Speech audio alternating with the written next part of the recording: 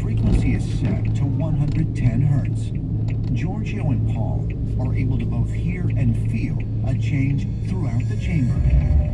Remarkably, this is the same exact resonance that was discovered at the Hypogeum in Malta, at Angkor Wat in Cambodia, and at numerous other ancient structures around the world.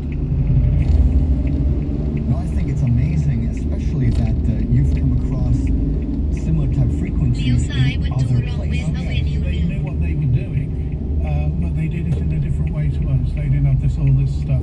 They could feel it. And their architecture would have been built to structure that sound, to maximize it, to emphasize it. Yes. Now, we asked a neuroclinician in Cook if there's anything neurological about this vibration of 110 hertz. And he didn't think so. None of us did, really. But he carried out an experiment a little bit later with a group of volunteers who were exposed to different audio frequencies.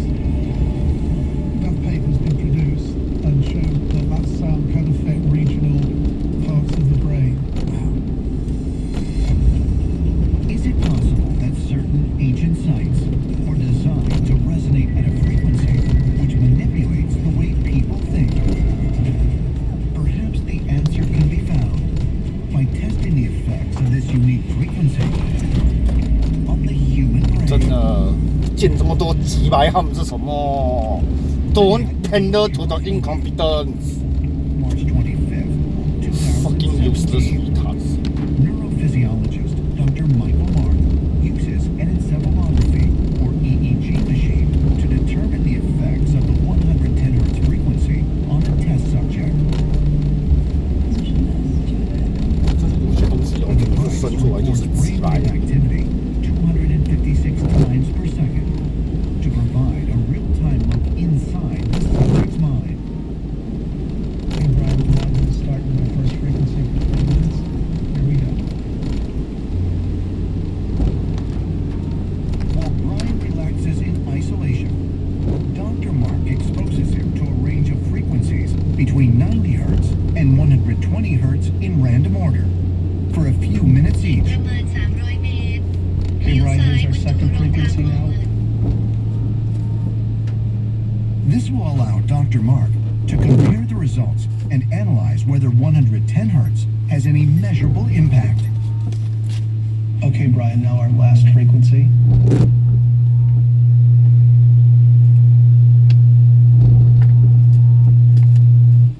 We're done now. Can you please remove your mask? How was that experience for you?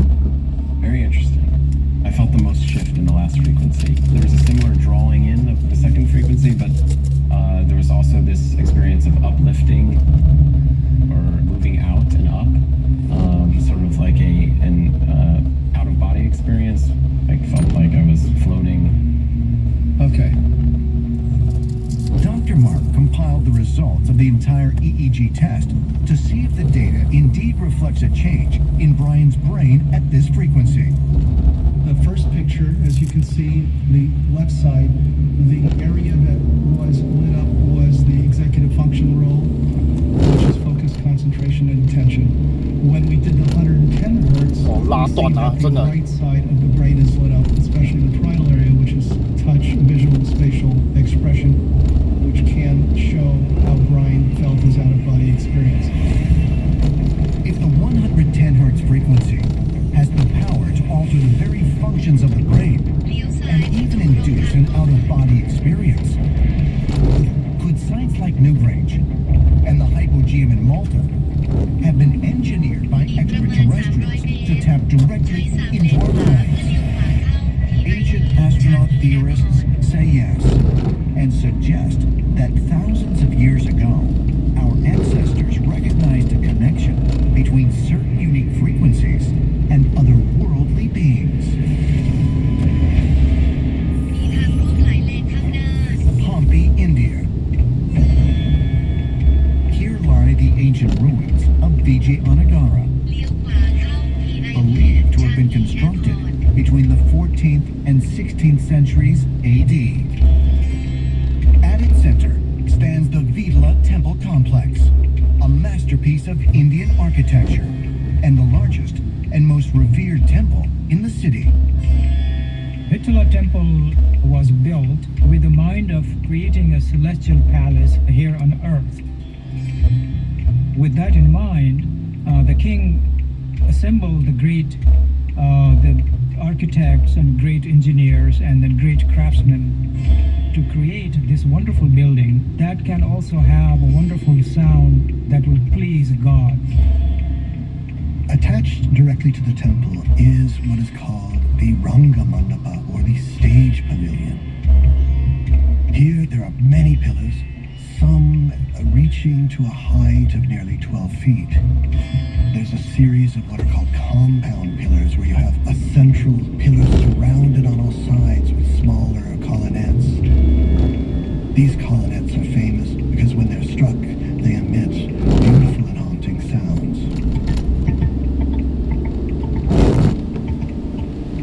According to the local guides at the temple, the 56 pillars are individually tuned to one of the 7 notes of the Sarigama, an ancient Sanskrit musical scale dating back thousands of years that is still predominant in Hindi music today. Certain groups of these pillars have been crafted to represent the tonal vibrations of the scale for different instruments. Some being crafted to represent woodwinds, some being crafted to represent percussion instruments, etc. The British, when they were in charge of India, were mystified by this amazing quality and actually cut one of the pillars to see how it was done. But it was just granite, and it was just very careful workmanship. While the stone pillars themselves seem like simple technology, recent analyses have revealed they may be comprised of an advanced geopolymer blend of granite with silicate particles and metallic alloys. But what continues to puzzle scientists is that the first basic geopolymers were invented in the Soviet Union during the 1950s, hundreds of years after these pillars were crafted. As a geologist, how this was done, I've heard reports of people trying to mimic it in modern times, to try to just do little sections of it, even one pillar. And people just haven't been successful. So what were they doing back then? We just don't know. According to Hindu priests, each of these pillars was specifically tuned harmonically in order to communicate with the gods. So you have to wonder, did extraterrestrial beings come down and give instructions on creating these specific frequencies? If the Vidla Temple was designed to connect humans with an extraterrestrial realm, could the performing of music have had an even more profound significance than is traditionally believed? Perhaps further evidence can be found by examining the work of a mathematical genius from the 6th century BC who envisioned that sound could provide a gateway to mankind's exploration of the stars.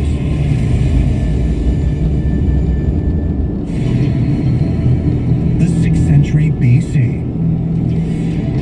Pythagoras, the famous Greek mathematician and philosopher, travels throughout Egypt over the course of 10 years to study the esoteric arts under various local priesthoods.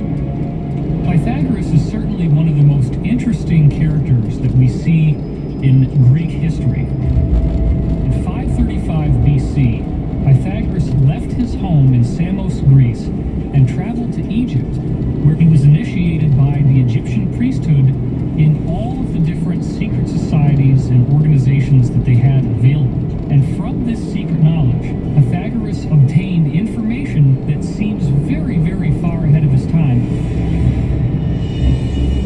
Pythagoras one day was walking past a blacksmith shop and heard the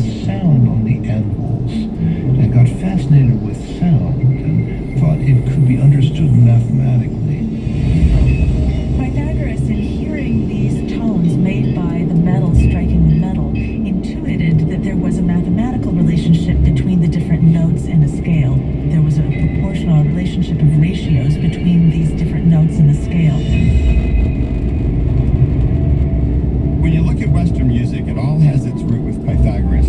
And the great discovery he made